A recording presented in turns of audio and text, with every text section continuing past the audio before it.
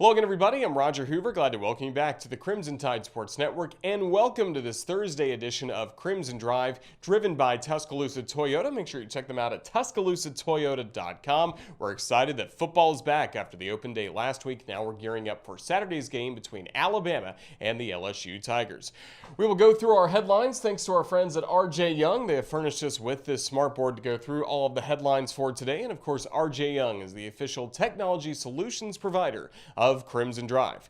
First of all, coming up on the show today, we talked about this last week. Well, first things first, we'll hear from the head coach of the Crimson Tide, Nick Saban, as he met with the media last night. So coach's checklist from Wednesday. And then Bryan Hodgson, assistant coach for Alabama men's basketball. We are hoping to have him on with us last Thursday. Had some scheduling conflicts, but we were able to record an interview with him, and he will be coming on with us after coach's checklist. So a great detailed scouting report on Alabama men's basketball before the season opener on Tuesday, plus a look at some recent success on the recruiting trail as well. Just a great conversation with Bryan Hodgson. And then we'll be talking football the rest of the show about Alabama and LSU. We'll first check in with Eli Gold, get his reaction to Alabama being ranked second in the college football playoff, first rankings of the year, and we'll get a full preview of tonight's head coach and the Nick Saban show. Then we'll be joined by Chris Blair, the radio broadcaster for the LSU Tigers, on the other booth, as he'll give us a scouting report on LSU football as we get ready for the Crimson Tide and the Tigers. Speaking of the Crimson Tide, again, home on Saturday, 6 p.m., once again, under the lights at Bryant-Denny Stadium. We love that environment. Certainly got to see that against Tennessee, and now we'll get to see it once again for the LSU game. Radio airtime is 3 o'clock, and coming up a little bit later in the show, we'll be showing you a map of Bryant-Denny Stadium, what's going on outside the stadium, to where you can join us when we do come on the air at 3 o'clock. Really cannot wait for Saturday to get here, as it's going to be a really special day looking back at the 2011 National Championship team. We are joined on Tuesday's edition of Crimson Drive by Trent Richardson, sharing memories from that championship year, and those guys rightly will get their just due coming up at Bryant-Denny Stadium with a great ovation before the ball game, as they will be honored. And the Crimson Tide hoping to continue this recent run of success against LSU, as Alabama, even going back all the way to that 2011 National Championship game, Crimson Tide have won 9 of the last 10 against the LSU Tigers, so a chance to get a win against LSU coming up on Saturday in Bryant-Denny Stadium.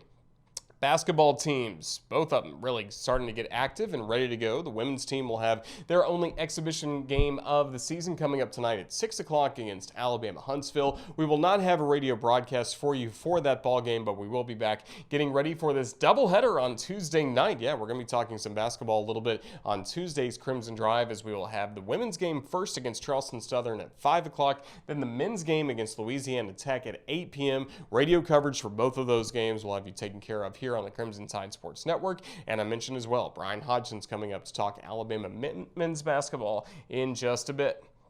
Some other headlines for Crimson Tide athletics. The soccer and volleyball teams continue to be busy, as the soccer team, after having the great win against Auburn to round out the regular season, now Alabama has played already in the SEC tournament in Orange Beach, Alabama, as the Crimson Tide fell to Ole Miss by just a goal on Tuesday in the quarterfinals. And they have a pretty strong resume. The RPI is in the top 40 in the nation, a couple of big wins against LSU and Auburn. We'll see if Alabama is selected to the NCAA tournament. That show will be coming up on Monday. We'll have more on that coming up on our Tuesday edition of Crimson Drive.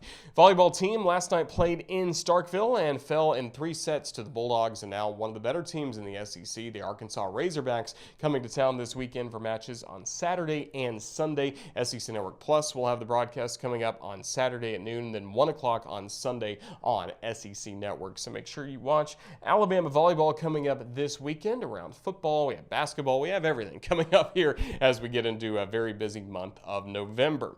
Well, Coach Saban is very busy, of course, getting ready the Crimson Tide to play this ball game against the LSU Tigers, and he met with the media for the final time this week. Last night, his Wednesday night press conference. Here's what you need to know as we watch Coach's checklist from Wednesday.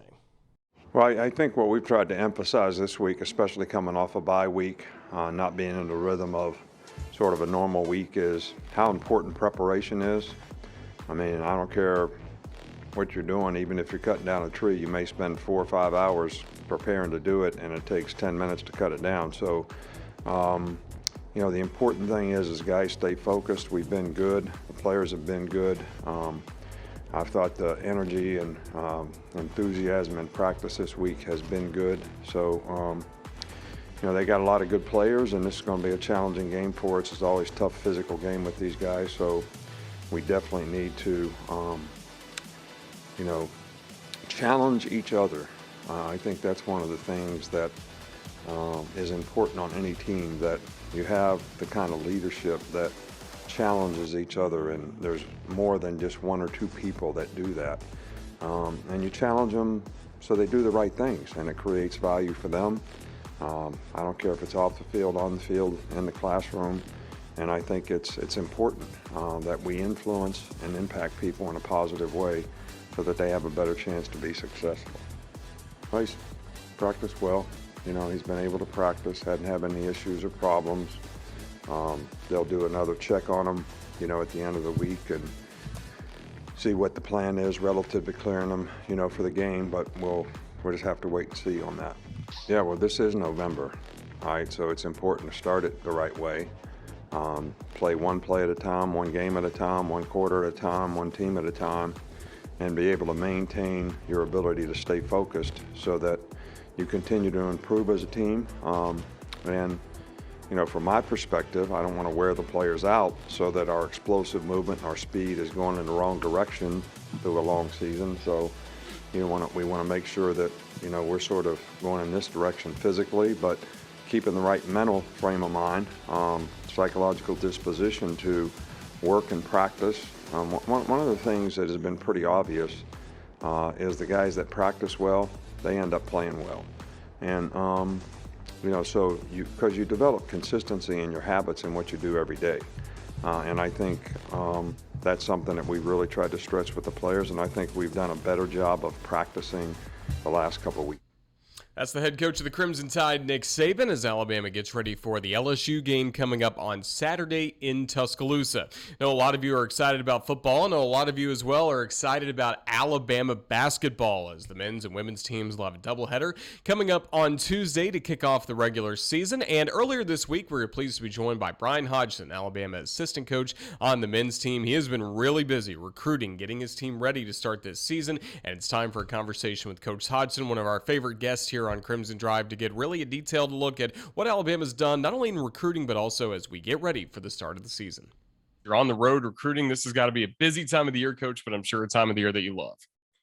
Yeah, this is it's a fun time of year. We're gearing up to play somebody else, obviously, with Louisiana Tech coming up. And then also we're coming up on National Signing Day, which is an exciting time for us. So just kind of finding that balance between getting the guys ready to play, but also hopefully securing one of the top recruiting classes in the country. Yeah, sticking with recruiting for a moment, just when we've seen all the success Alabama's having recently in recruiting. Why is that? What's led to the great sales pitch you guys are giving, and also what players want to hear from Alabama? You know, the biggest thing is they got to see a full year of Nate Oates basketball last year. Our style of play, the success that we're having with moving guys on to the next level, with Josh Primo going 12th, Herb Jones going in the second round. Right now, Herb's the only second-round player that's starting in the NBA. John Petty's putting up numbers with the Birmingham squadron, and hopefully he'll go back and forth between the Pelicans and the Birmingham squadron. And so kids are starting to see, I guess you could say, the fruits of our labor, you know, and the Nate Oates style of basketball, which is a fun, exciting style that's also won some games. Obviously, coming off an SEC championship year, you know, that's something that we're really putting out there to recruits right now. And again, it's a new era for recruiting. You guys, first of all, are able to go back on the road, something you weren't able to do last year, but also name, image, and likeness. How early does NIL come up in conversations with recruits?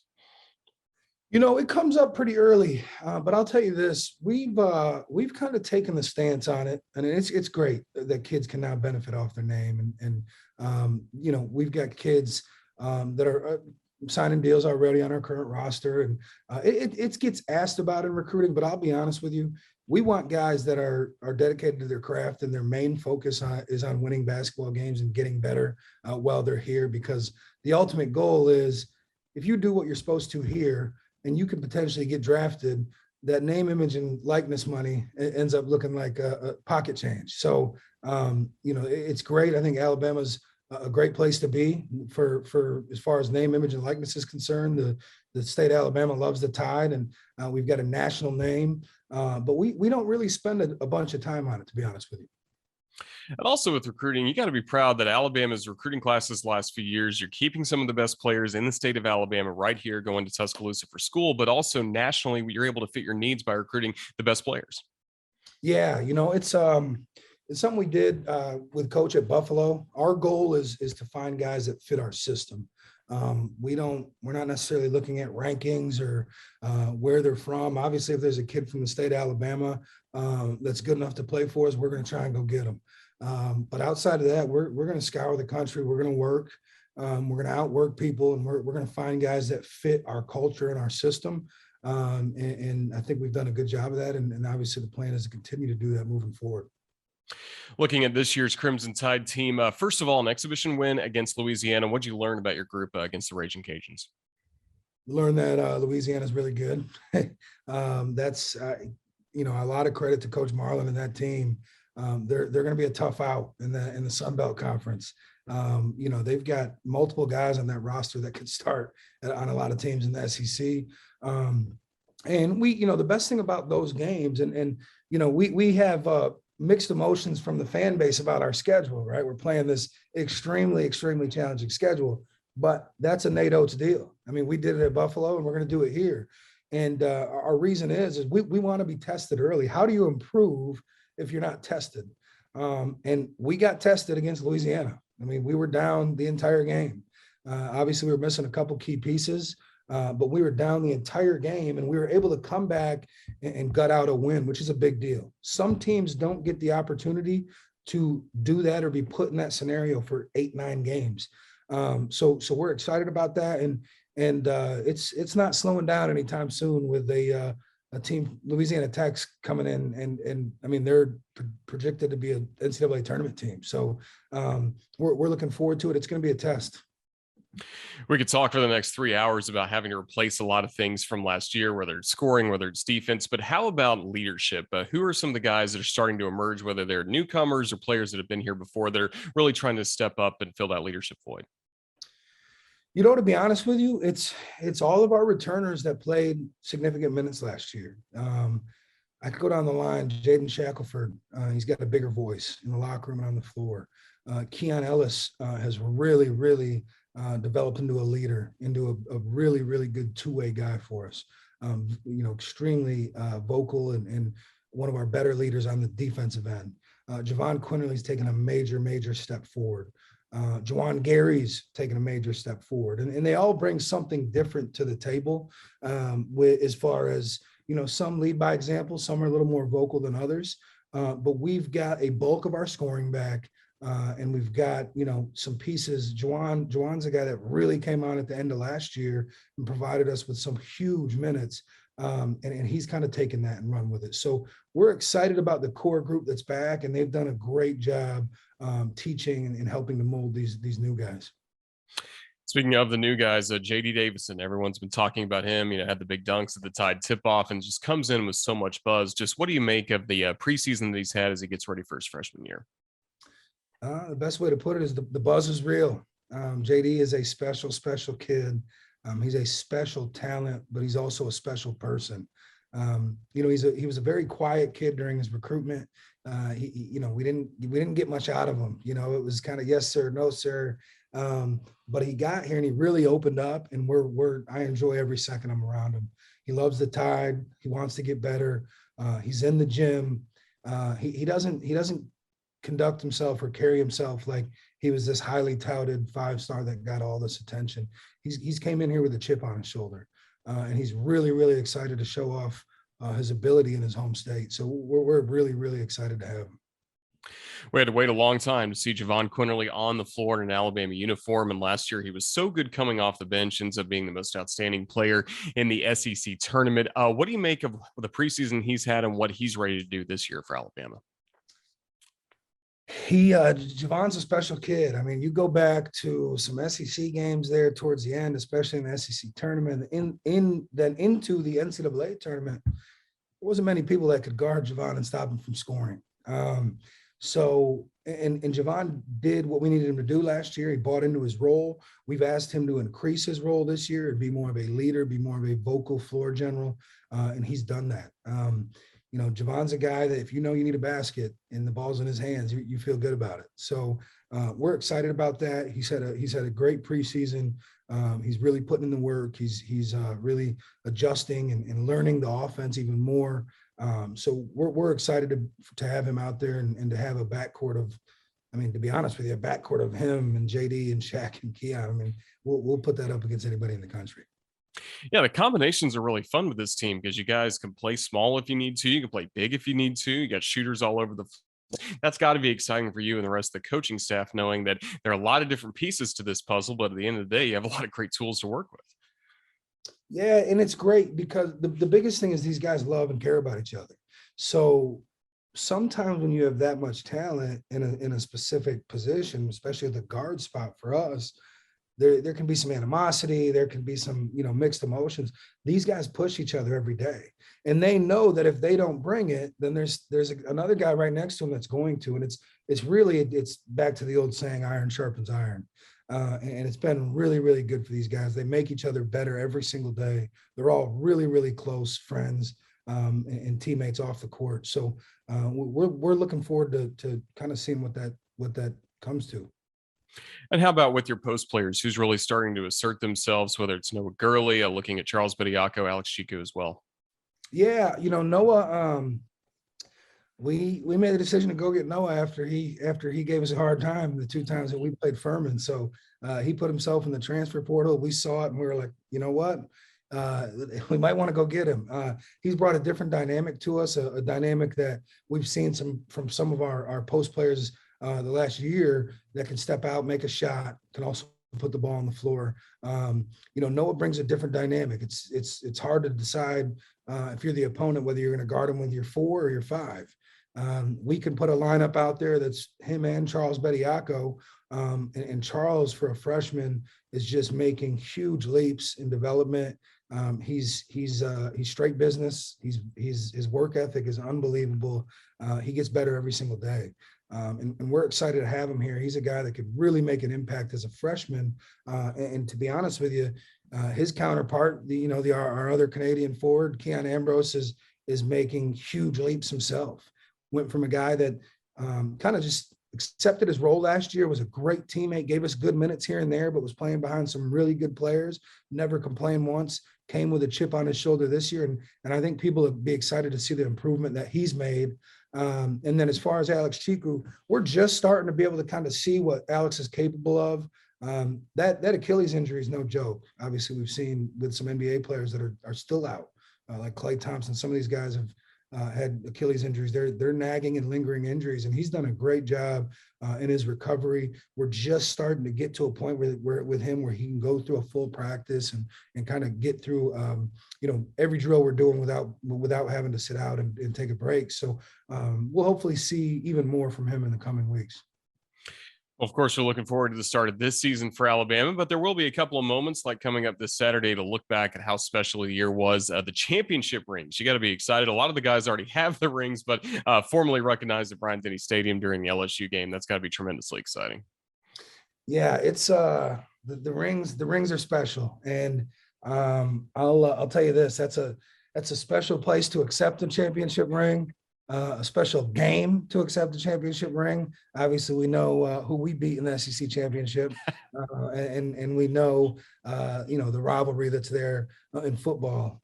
So it's going to be a really, really exciting day on Saturday. Our guys are fired up. They've got family coming into town, and just to be at Alabama and walk out there and accept that ring, it's going to be a special day for everybody. Hey, you kind of mentioned the LSU basketball rivalry, and I know you're focused on your team right now, recruiting, and you're not looking too far ahead to SEC play, but the buzz around this conference seems like everybody's at a pretty strong spot heading into this season. And you mentioned before, iron sharpens iron. You got to be excited about some of the great SEC matchups we have coming up. Yeah, I think hands down, I think it's the best league in the country. I mean, just from what's coming back, what guys are bringing in, I think people across the country think it's the best league in the country. It's not just me. So we are going to have some wars. Now we're back to full capacity in almost every stadium we're going to play in, or arena, I should say. So, those road games are going to look a little bit different. And then obviously we're the hunted. Yeah, I mean, you're coming off a year where we won not just the league outright championship, but also the tournament. So everybody wants a piece of Alabama. I think John Petty said it last year, and they can get it too. But we're looking forward to it. It's gonna be a grind. It's very good basketball in this league. There's a lot of NBA players coming out of this league. It's gonna be a fun year. Really looking forward to being back inside Coleman Coliseum coming up on Tuesday night and seeing the opener for the Crimson Tide. Coach Hodgson, just safe travels and all your work recruiting. You're doing great work out on the recruiting trail and with this current team as well. But just thank you for spending some time with us here on the Crimson Tide Sports Network. And Roll Tide, can't wait to see you soon. You got it. Thanks, Roger. Roll Tide. Huge thank you to Bryan Hodgson for joining us on the road recruiting. And if you've been following some recruiting news, you know that he and the rest of the staff under Coach Oates have had an extremely good week, and that's even continued today. So big thank you to Coach Hodgson, as it's just so crazy how you have National Signing Day kind of right on top of the season opener year in, year out for college basketball. But those guys are doing tremendous work. Can't wait to see the men's team in action coming up on Tuesday, as well as the women's team, who do have an exhibition tonight against Alabama Huntsville. And then, of course, we'll kick off the season at 5 o'clock on Tuesday for our basketball doubleheader. Rest of the show today, Crimson Drive, driven by Tuscaloosa Toyota. We will take a look at Crimson Tide football as we're gearing up for Alabama against LSU this Saturday. And since it's Thursday, it's almost time for Hey Coach and the Nick Saban Show, so it's time for a preview of that show with the host, Eli Gold. Eli, it's great to see you, as we're finally glad to have the coach coming back into the restaurant and everything back to normal for game week. How are you? Yeah, I'm doing well, thanks. So, he was very nice and good to deal with last week. We had him on the phone from his lake house, but yeah, it's always better to have him with us up on the stage. And we've got Holly Rowe coming in from ESPN and the Utah Jazz, her newest broadcast gig with the Utah Jazz. So she'll be our media guest tonight after we open up with baseball coach Brad Bohannon. So it'll be a jam-packed show this evening, and as we all know, the Alabama rosters have changed, the LSU rosters have changed, but there's still the two most recent national champions going at one another in an SEC Western Division matchup. So it's going to be a good weekend, and should be a lot to talk about with the coach tonight. And even for this LSU team, we were talking earlier with Chris Blair, even though they've had a lot of players injured and simply guys just aren't able to go, there's still so much young talent on this roster. And we've seen what that can do even against some really good teams in the SEC like Florida. Exactly. You take a look at their numbers, and in many areas, they have outstanding numbers. Doing all my homework, getting set for Saturday, I said, geez, I didn't know that. Geez, I didn't know that. Oh, I didn't know that. When you have a 500 record, a lot of your accomplishments tend to get swept aside as just as stuff, if you know what I mean. But when you sit down and start analyzing and taking a look, you realize that they're one of the best teams in America in red zone efficiency. They're very good in many areas. So yes, they're young, and you're right.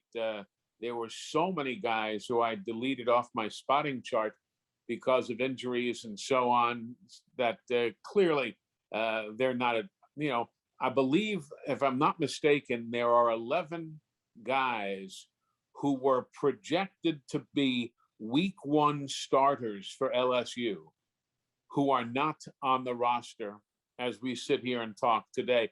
When I say not on the roster, I mean not available to play. 11 projected starters going into week one who aren't available to Coach O today. So, they've had a tough year. They really have, but it's still Alabama and LSU. And to me, that's important. What have you always enjoyed about this rivalry throughout the years, especially in the Saban era, with the added meaning, knowing he previously coached LSU, now comes to Alabama, and we've seen some classics over the years? We have. Of course, I've always enjoyed the food, especially when we go to the Baton Rouge area and you detour through New Orleans, and then you stop here and there and kind of graze your way across the bayou.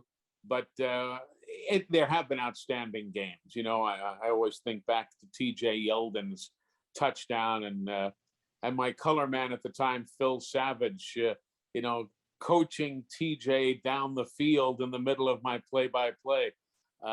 And obviously, the nationally ranked games. And what is it now? 4 overtime games that these teams have played. They have always been, there have been nail biters. There definitely have been. But I also remember vividly the national championship rematch. And if I'm not mistaken, I don't think LSU has still gotten across midfield. So, we've had some great performances. We really have. But again, Alabama and LSU has always been outstanding. And many, many times, everybody's been nationally ranked. But, I'm looking forward to Saturday. It's just a good ball game, and it's a Western Division matchup.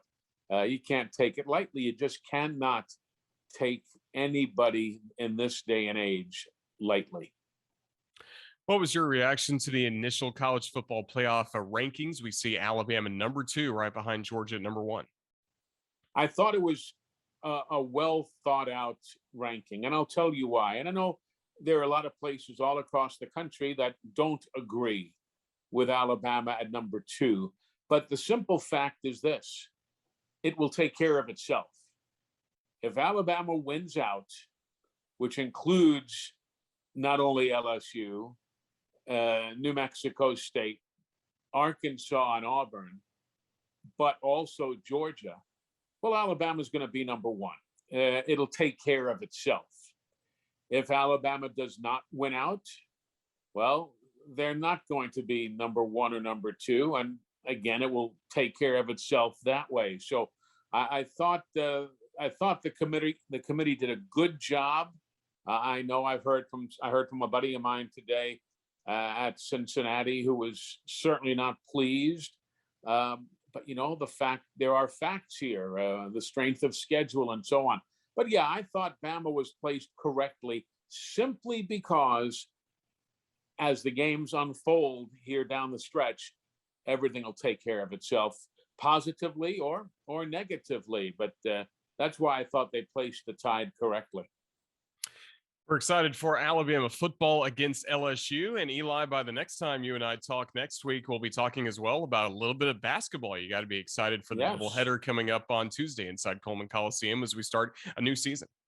Exactly. Looking forward to it. I've got the women's telecast on Tuesday. You've got the radio against Charleston Southern, I believe it is. And it's a good way to start the season. And I'm looking forward to see what Christy Curry has. Obviously they lost a lot from last year, but last year was an outstanding season. It was a great year, and she'd been building the team to that level. So I'm hopeful of seeing that. I'm looking forward to seeing Hannah Barber take a bigger role at the guard spot. There are a lot of players who are going to have to step up, but yes, I'm ready. Let's tip it off, and we'll be doing that. The game for the women is at 5:00 on Tuesday before the men get in action at 8:00 the same night. So yeah, come on out, join everybody at Coleman Coliseum. Roger and I'll be the guys, the two debonair gentlemen who are talking. Absolutely. Well, Eli, we're looking forward to that. We're looking forward to tonight. Hey, Coach, and the Nick Saban Show, 6:30 Baumhower's in Tuscaloosa. Can't wait for the show, and look forward to Saturday already. We'll see you then. Thank you. Yes, sir. You take care. Good to be with everybody. Always fun to visit with Eli before he visits later tonight, starting at 6:30 with the baseball coach Brad Bohannon, Holly Rose, the media guest, and then, of course, Coach Saban joining the show at 7:00 to give you a really full breakdown of Alabama against LSU. We appreciate Eli for his time. Of course, he's calling the game for us on the Crimson Tide Sports Network on Saturday, but just across the hall in the other booth, you may say, it'll be Chris Blair who will be calling the game for the LSU Tigers on their radio network, and he was kind enough to give us few minutes to talk about the LSU team heading into this matchup in Tuscaloosa. Chris, how's everything going in Baton Rouge as we get ready for Alabama and LSU, always one of our favorite games of the year? Well, the good news is, Roger, our broadcast team is in full health. There's nobody scratched for Saturday's game. I can't say the same for the LSU football team. But it's a game you got to go play, and the guys who suit up in purple and gold, they'll have to give it their all, and certainly without question give it their best performance of the year. And a team that has had their moments where they looked like they were a step away from getting it all together, and then they have a couple of setbacks. So we'll have to wait and see which team arrives, which players will be on the field based on who's healthy enough to go. So there's a lot of question marks for LSU going into the matchup Saturday. Yeah, what are some of those key injuries for LSU? We know the Tigers had a bye week last week and weren't even healthy enough to have the full practices they even wanted to have, it sounded like, for Coach Ogeron. Yeah, last week was, an off week where you want to do a little bit of work. Obviously, I think it had more to do with LSU getting better. And it has to do with guys who were expected to play backup roles now having to carry the load. And that starts with the injuries that really have been going on since week number one. And in fact, some of them going back to fall camp. It's been that kind of season for LSU. But it starts with your defensive secondary. I mean, you're without Derek Stingley Jr. He's been gone for a number of weeks. Several weeks ago, Eli Ricks, the other side at cornerback, he's done for the season. The safety position was a little bit weak coming into the year as far as depth was concerned. You've had guys come in and out. Jay Ward, who I think kind of established himself as a very solid SEC safety. He's been in and out. He's been questionable week in and week out. So the back half of the defense really has been obliterated. You've got guys who were expected to come in for a play or two that are now having to start the game. Up front, I think defensively, that's where they had the most depth coming into the year. Now, they obviously lost some key pieces to that at defensive end. It started with Andre Anthony, who I thought finally put his best season together. Unfortunately, he goes out with a season-ending injury. And then on the offensive side, obviously, you lose Miles Brennan to start the year, the most veteran quarterback. He's gone now. He's decided to transfer for his final year, he announced earlier this week. And your top receiver is gone. You had another receiver who entered the transfer portal. So, I mean, you could go and look at any piece in the position groups for LSU, and either by injury or guys deciding to go somewhere else, you're without the guys you thought you'd be counted on. What can you tell us about the morale for this team right now? Had its ups and downs earlier in the year, had the big win against Florida, and then the very next day, it's announced that Coach Ogeron will not be returning for next season. So just where does this team stand right now in terms of morale? I think it's been awfully tough. I mean, you're told your coach will not be back. And, everybody can sit back and criticize coaches. It's easy for us in the media, certainly for fans to do. But for those players, that's a very strong relationship. So suddenly you're told your coach will not be returning. I thought they were able to kind of rally behind the coach. But again, when you haven't had a lot of success on the field, it's hard to get excited about anything. I think the key right now, and I've heard Coach O talk about it for, the last couple of weeks, even last week, though they weren't able to really get after it in practice, you got to make football fun again. It hasn't been a lot of fun for LSU and these players this season, outside of a couple of moments in a couple of games. So I think that's kind of the mission. Nobody expects LSU to go over and beat a fantastic, once again, Alabama team. The only people that believe there's a chance are those in the locker room. So you kind of have to feed into that it's us against the world. And I think make football fun. Otherwise, it's going to become drudgery for the next 3 to 4 weeks. Chris Blair is the radio broadcaster for the LSU Tigers, and you've gotten to work side by side with Coach Ogeron throughout the last few years. And again, it was announced that he will not be returning. What do you think is next for him? He's gotten to live out his dream job. He's won a national championship at LSU. Is he somebody you think is going to run right back to coaching right away, or do you think some time away will be necessary for Coach? No, what he wants to do? No, Roger, I think, he told me privately, and he said it publicly an hour later, that he thinks he's going to step away for football for a while. Obviously, as you mentioned, I mean, he got his chance to lead LSU, the team that he grew up with. His family always has been LSU fans. So that's certainly a dream come true. He also is not walking away empty-handed when it comes to a financial situation. And, he's really been grinding since going back and playing football in college and then straight into coaching at Arkansas as a strength and conditioning coach. His stops in Miami and Syracuse, USC, Tennessee, you name it. I think he realizes now that's been a long road. It's been a hard road. He's been running hard for 40 plus years. And I think now that financially he is secure, He's got young sons who want to be in the coaching business, and I think he'll take some time to network with people he knows and try to put his sons in a position to do and follow in their father's footsteps. But I don't think he's going to jump right back into coaching. Now, I say that, and because of the competitor he is, I think that there was a special situation where somebody reached out to him and needed a defensive line coach or somebody to help with recruiting. I think it will be awfully tempting for him to jump back in it. But I think for right now, he's planning to slow down a little bit. And as he told us in the press conference, take some of that money he's got and at least be able to buy a hamburger. Yeah, he can definitely do that. And Max Johnson, the quarterback for the LSU Tigers, just what have you seen from him this season? When he's playing at his best, what's he doing? Yeah, he's really good. I mean, when he's able to have time in the pocket, that's been the issue. I think early on in the year, even before you had the injury issues, although there were multiple combinations on the offensive line because guys were out and guys were playing out of position. I mean, he's really been under the gun basically every snap. So I think what he was hoping to have was a little bit of time to be able to use his skill set. Just because of the pressure teams have been able to get with 3-man rush and 4-man rush, not to mention when they send an all-out blitz, it's been tough for him. But, I don't think he's seen anything or will see anything the rest of the year that he hasn't seen already. But when he's given time, he's got playmakers around him, and I thought he's played well. He's, again, much like the team, has been up and down. A lot of that is not Max Johnson's fault. It's the fact that he's getting no protection out there. What we found out after the Ole Miss game was some of the hits he had taken, eventually had taken its toll. He was not 100% against Ole Miss. He was banged up last week trying to get healthy during the off week. So hopefully he's been able to heal up, and hopefully he'll be at 100% on Saturday evening. But Coach O told us last week, hey, look, he knows he is the starting quarterback for LSU, but he also knows if things aren't going his way, he's not having a great day, they have no issue at all going to the freshman Garrett Nussmeier, who has no lack of confidence and no fear of throwing the football. So, if Max can be given a little bit of time, I don't think he's going to get a lot of time against Alabama's front, but if he gets a little time, he certainly has the skill set to make plays. And then what can you tell us about the playmakers around him at running back and wide receiver, tight end? This is a group, obviously, that's been hit with injuries as well, but it's a young group. And could this be the core of a special LSU team down the road? They're getting some valuable playing experience this year. Roger, it was interesting at the end of the Ole Miss game. For the most part, the game was in hand. We got to see Garrett Nussmeier come in, the freshman quarterback, and he was throwing the ball around the yard. He eventually led them to their final touchdown of the day, and he was doing it with all freshman receivers. And it starts with Jack Besh, who's kind of the tight end wide receiver hybrid, if you will. I see him more as a wide out than a tight end.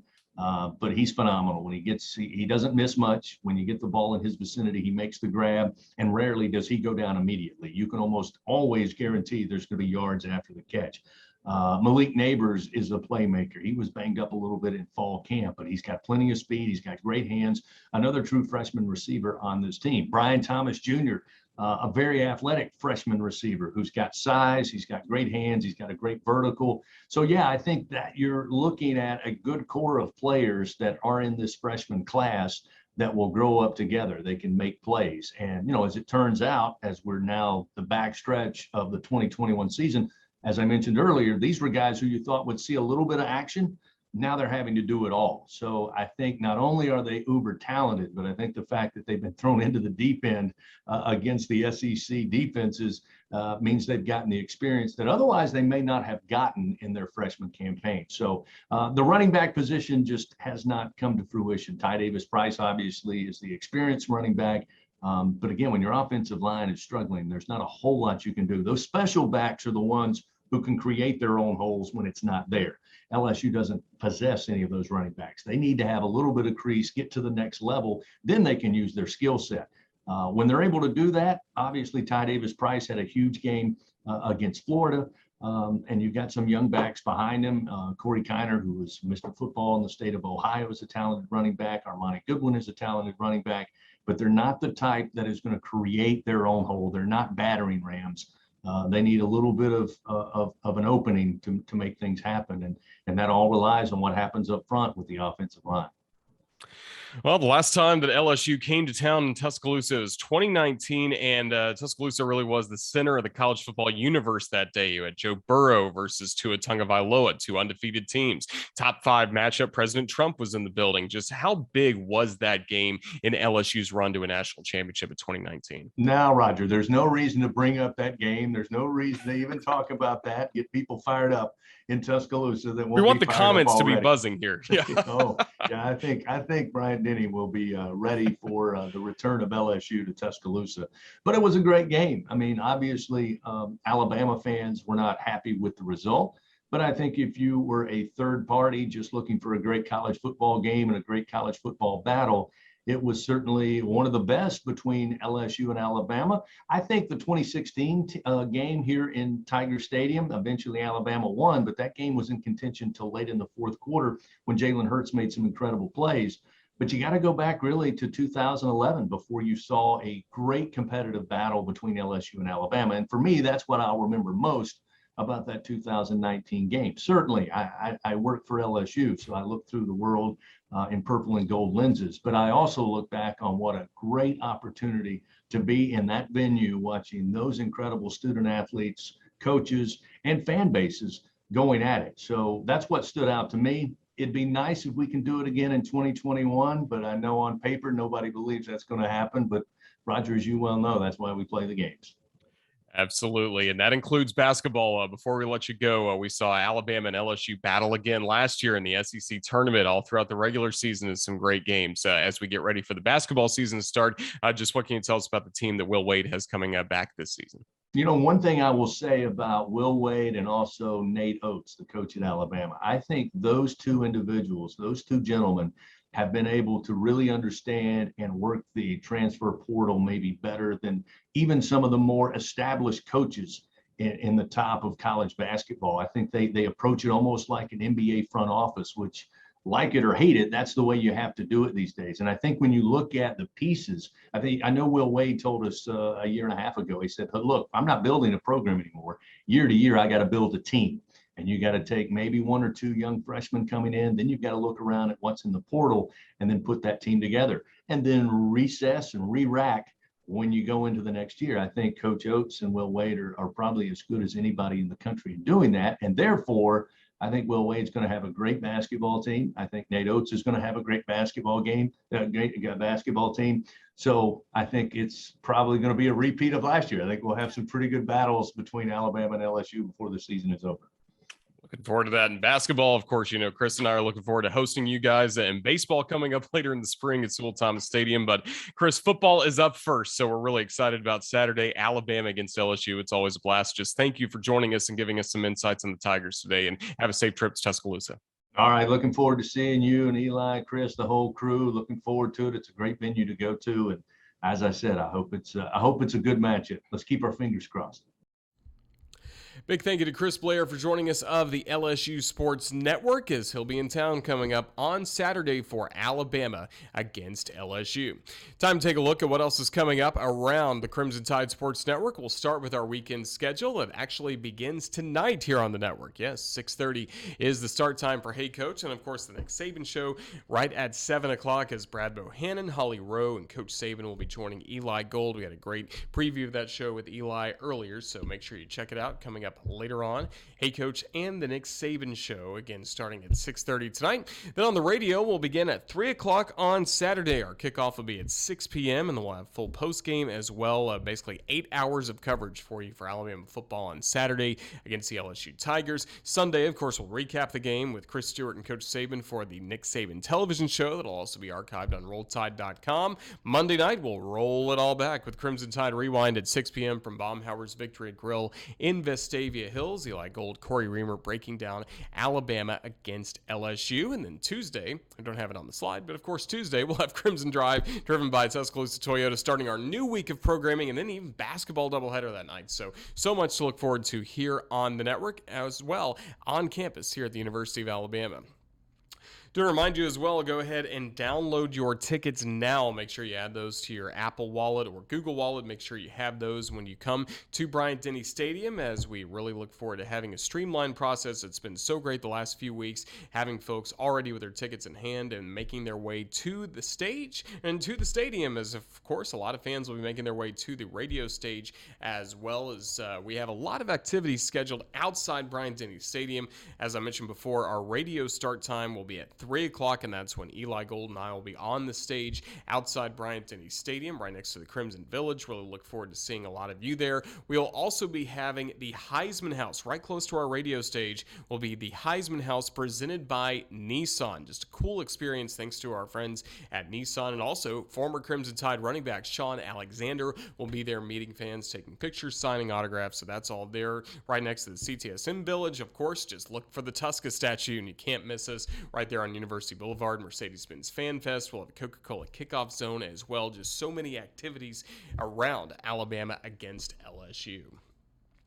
But a big thank you to our guests that we've had today on the Crimson Tide Sports Network. Bryan Hodgson, the men's basketball coach, giving us a great breakdown of Alabama basketball as we get ready for the season to start, as well as Eli Gold and Chris Blair talking Alabama against LSU. Thanks as well to our producer, Ethan Carabin, for putting this show together. And remember, this show is always archived here on our Facebook page, our YouTube channel, and these individual conversations found as well on the Alabama Insider podcast, available wherever you get your podcast. For the Crimson Tide Sports Network, I'm Roger Hoover saying thank you for watching this Thursday edition of Crimson Drive, driven by Tuscaloosa Toyota. Now let's get ready for Alabama against LSU. Roll Tide, everyone.